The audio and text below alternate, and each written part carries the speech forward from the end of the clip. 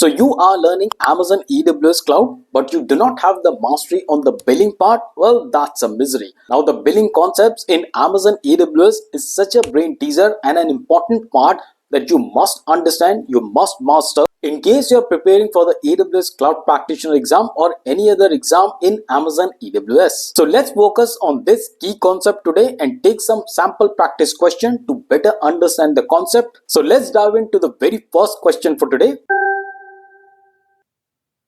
Let's begin the part 41 with question number 281. But let me tell you one thing, that today I am going to tell you so many critical concepts and good practices on costing and billing that you will already feel to start working on Amazon AWS. And additionally, there is a free PDF from Amazon AWS itself. So please keep watching the full episode.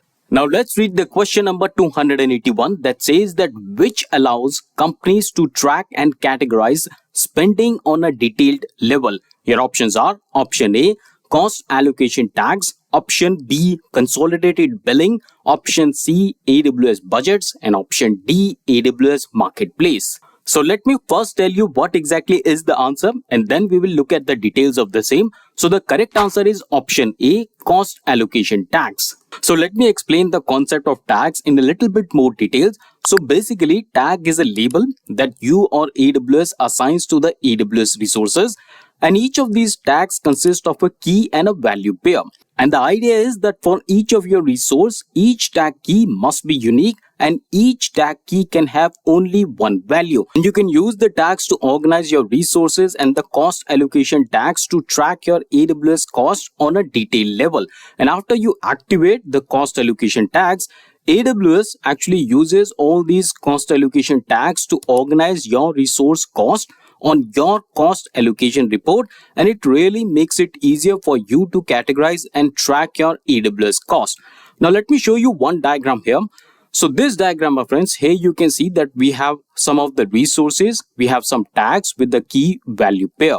And this diagram very well explains the concept of the tag. So in the example, you have assigned and activated tags on the two Amazon EC2 resources. So this is one Amazon EC2 and this is the second one Amazon EC2, which is basically a virtual machine. Now here you can see that we have tags named as cost center. Here you can see that. And the other one is cost stack. Now each of these tags have an associate value that you can observe here. Both of these EC2 have this cost center and cost tag and they have the unique values here.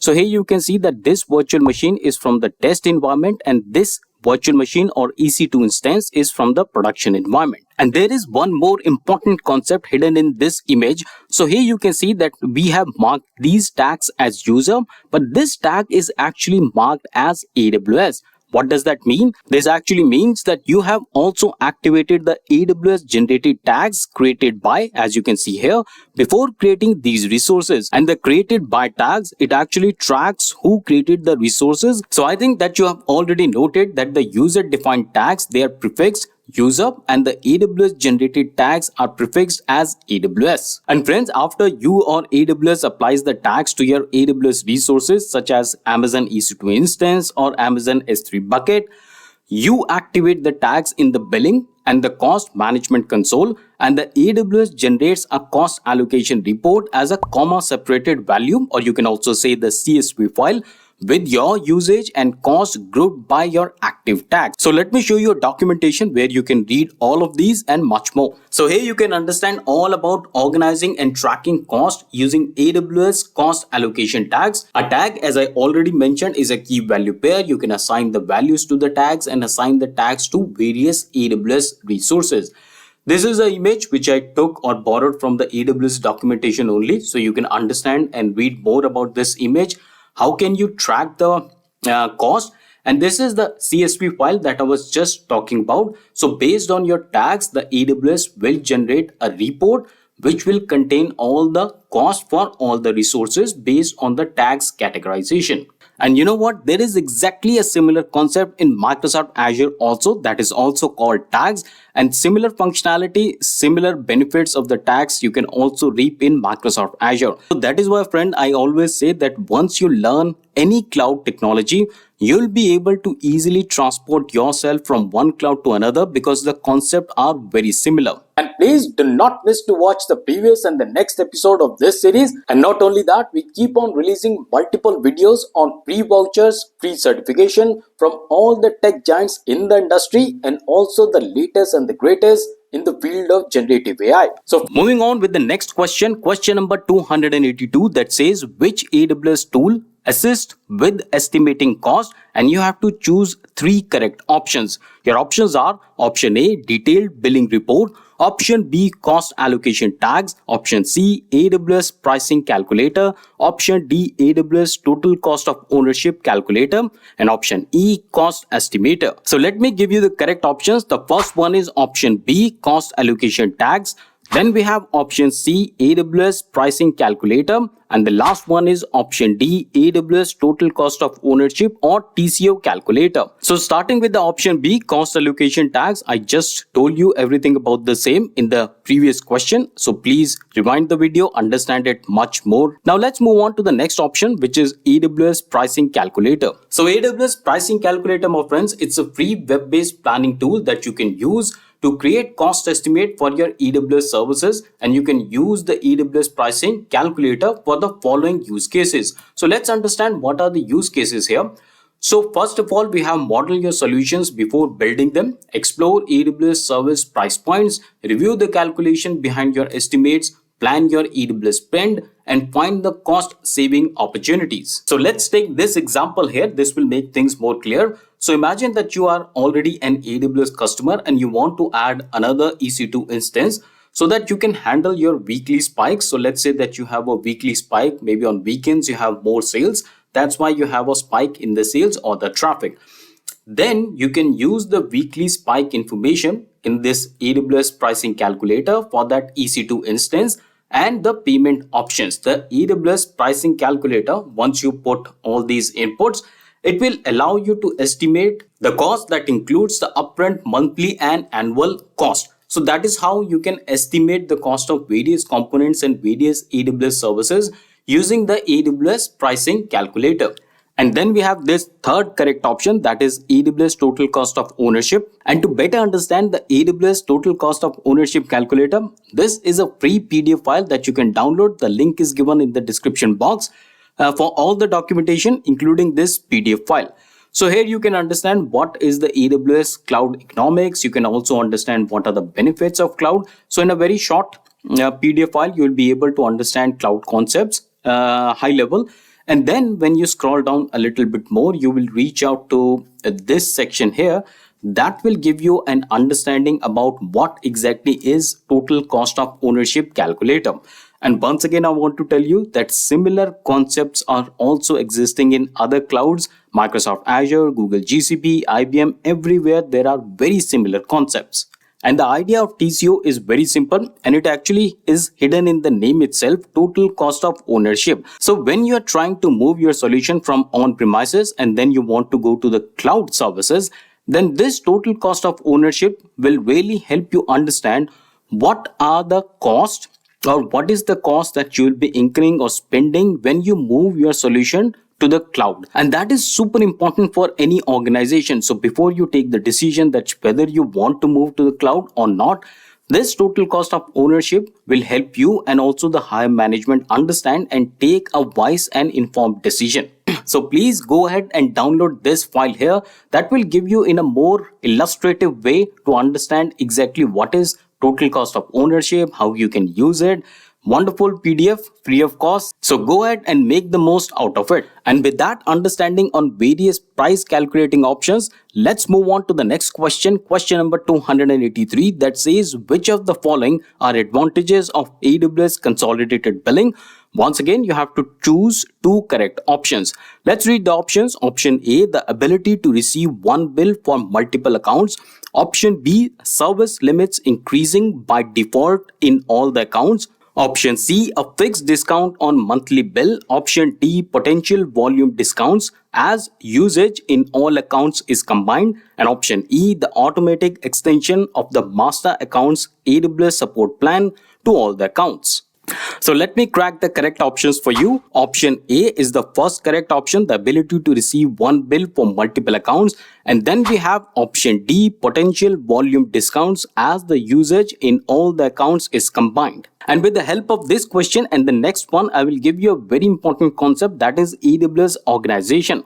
So basically, my friends, AWS organization, well, the documentation will also follow through. So I was saying that the AWS organization is an account management service that lets you consolidate multiple AWS accounts in an organization that you can create and manage centrally. See, as an individual, it might not be very beneficial for you because normally we don't have multiple AWS accounts.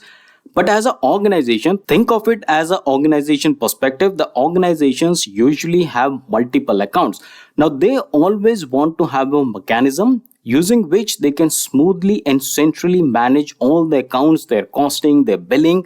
So that is very important for big organizations. So AWS organizations, it really helps you programmatically create new AWS account and allocate the resources. Secondly, it helps you group the accounts to organize your workflows. Thirdly, it helps you apply policies to account or group for the governance. And remember, this point is very important. You might get some questions on these, and the question could be asking, what is one service that you can use to apply policies on account or group level?